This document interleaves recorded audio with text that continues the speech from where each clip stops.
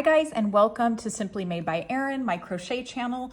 Today I'm going to teach you how to crochet around a wreath form and create a beautiful all-season wreath that you can adorn however you want. I've made some for fall, for spring. I'm going to pop the picture up so you can see what they look like. You can easily remove the embellishments and change it out seasonally.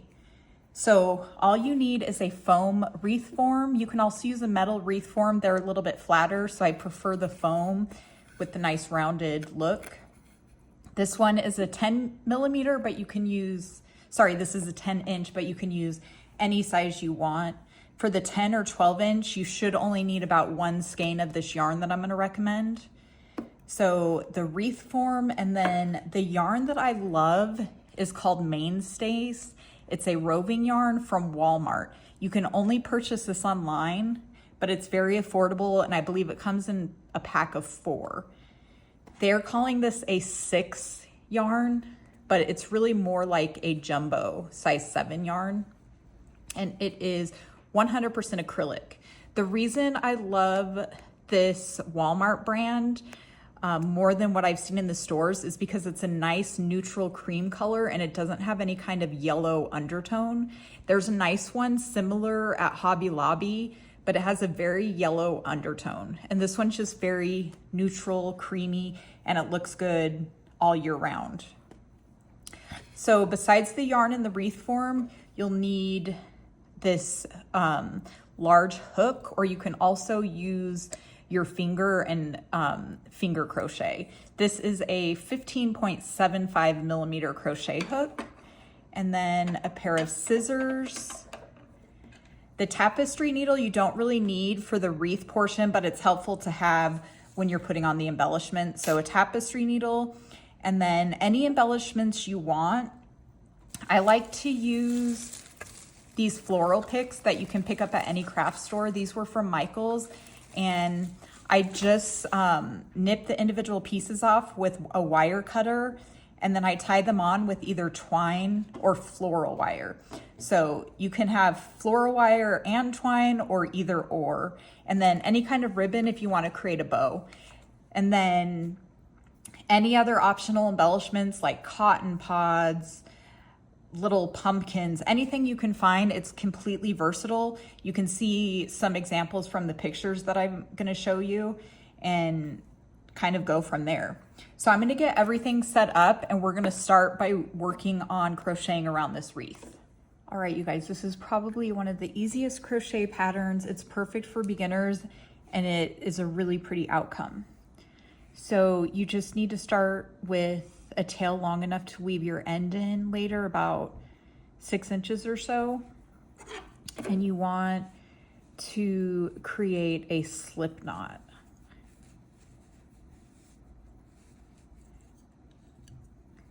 Okay, and put that slip knot on your hook.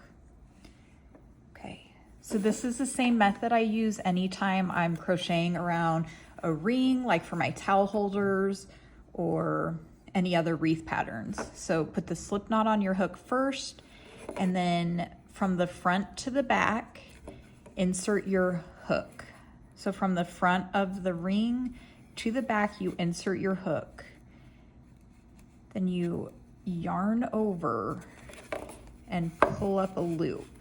It's a little more tricky for these thick the thick foam wreath form, but you yarn over and pull up that loop to the same height as this loop on your hook. So you kind of elongate it and make sure it's nice and tall. Don't pull tight like this and try to finish the stitch. So elongate it until it's nice and even. Your hook should be in a straight horizontal position. Then you yarn over and pull the hook through to create that first single crochet. Okay, and that's what it looks like. You basically continue that around the entire wreath form until it's completely full. So I'm going to show you how to do a few. So insert your hook from the front to the back, pull up a loop, elongate that loop, yarn over, pull through the 2 loops on your hook. The one thing I will say about this yarn is you don't want to overwork it because it will get fuzzy. So try to be kind of slow until you get the hang of it so you don't have to take the stitches out. Because it's a roving yarn, so it will get kind of fuzzy. Okay. And then you want this nice and tight so you can kind of scrunch the stitches up as you go. Make sure you turn the wreath over and make sure there's no gaps in the back either. Okay, I'm going to show you a few more.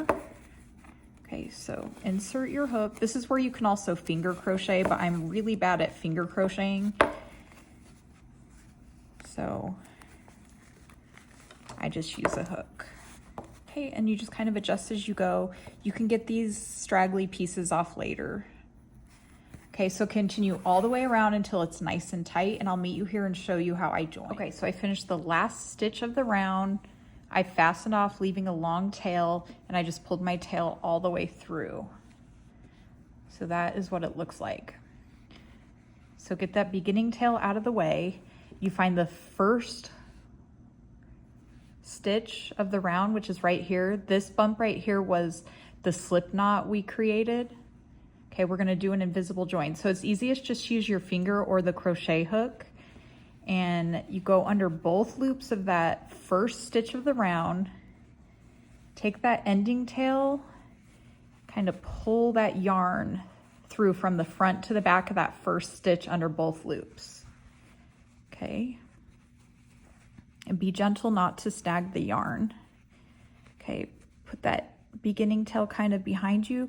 Now we're gonna find the last stitch of the round that we just worked, which is right here. This is the front loop, that's the back loop. We're gonna go under the back loop only.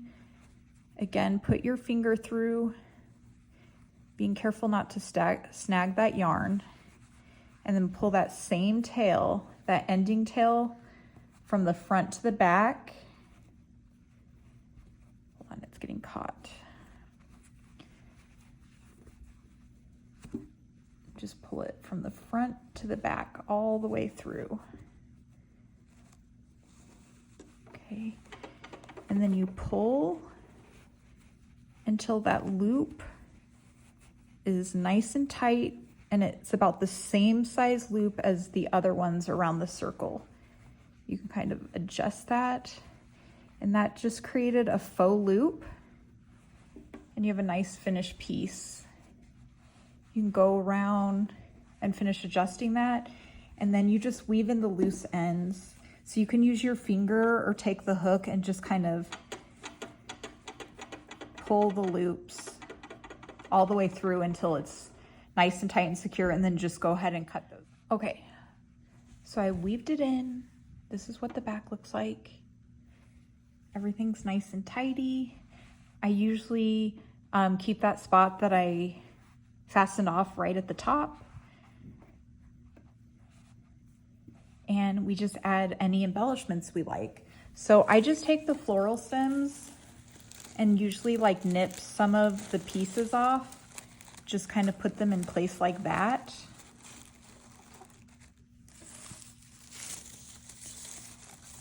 Kind of however you like. You can do some kind of upside down like that. So I'm gonna nip a few of these pieces off with my wire nippers, and then I'll kind of show you how I place it on here. Okay, so I got some of those a little bit shorter since this is a smaller wreath, and I just kind of place it on the side, or place it however you want. You could do it on the top here. I usually do some on the side. Sometimes if it's a larger wreath, I go this way. I think I'm just gonna do kind of up the side on this one. So once I get it in place, I usually just take some of the floral wire or twine and wrap it around. So I think I'm gonna use this floral wire first. I forgot to mention, it might be handy to also have a hot glue gun if you're gonna glue some pieces on. I usually double this floral wire up because mine's kind of thin, and then just kind of wrap it around.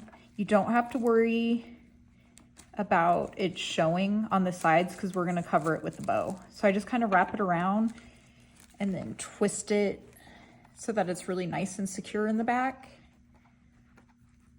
And just kind of tuck it back in. And then if I want to switch this out after fall, I can easily just like twist that off. Okay, so I'm going to set that aside for a second. And I just do a very basic bow. So hopefully I have enough left. So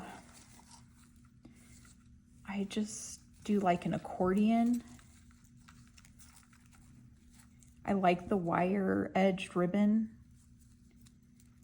because I can form it nicely afterwards. So I just kind of do an accordion style. And 1, 2, let's do it one more time.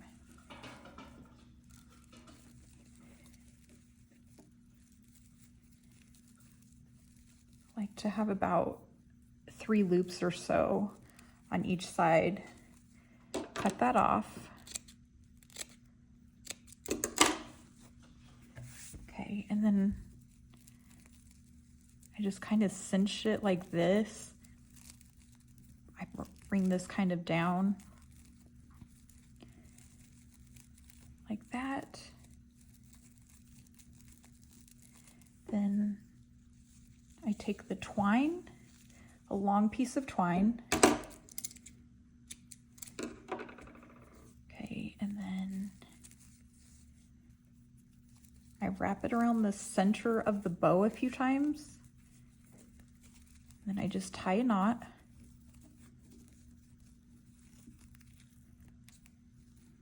A double knot. Okay, and then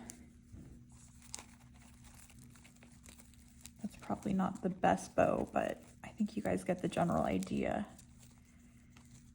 Then I take the twine and just wrap it around here, tie it in the back, again, so that it's easily removable when I want to switch out the seasonal florals.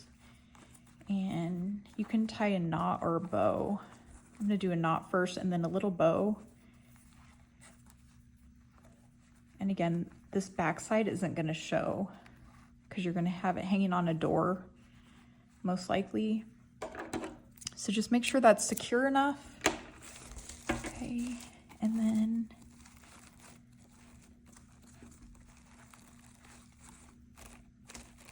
kind of zhuzh your bow up. I'm going to cut some of these long pieces off so they don't show. I don't want that wire showing.